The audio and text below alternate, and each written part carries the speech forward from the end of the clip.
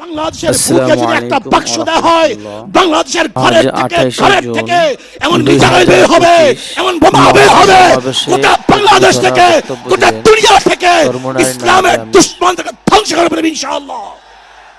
আজকে মঞ্চে যারা আছেন, যদি আমরা মুনাফিকি না করি, মঞ্চে যারা আছেন যদি মুনাফিকি না করি,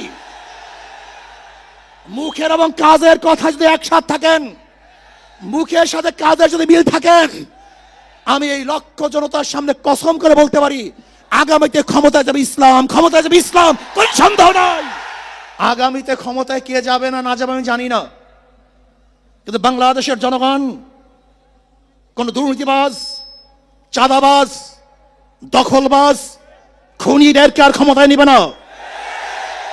বাংলাদেশের জনগণ রক্ত দিয়েছে, জীবন দিয়েছে বাংলাদেশে চাঁদাবাজি করার জন্য নয়, খুন করার জন্য নয়, দেশকে দখল করার জন্য নয়, দুর্নীতি করার জন্য মানুষ রক্ত দেয়, জীবন দেয়।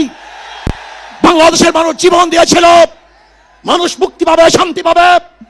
আমার গরিব দুঃখী মানুষ ক্ষুধার্ত থাকবে না, বাংলাদেশের একজন মানুষ খোলা আকাশের নিচে থাকবে না, বাংলাদেশের একজন গরিব বস্ত্রহীন থাকবে না, আমার বাংলাদেশের কোন মানুষ গুম হবে না, খুন হবে না, বাংলাদেশের কোন ব্যবসায়ীকে চাঁদা দিতে হবে না, বাংলাদেশের প্রত্যেক নাগরিক অধিকার বাস্তবায়ন হবে, তারা শান্তিতে বসবাস করতে পারবে, নির্বিঘ্নে ঘুমাতে পারবে, আমার মা বোনরা ইজ্জত দিয়ে রাস্তায় চলাফেরা করতে পারবে।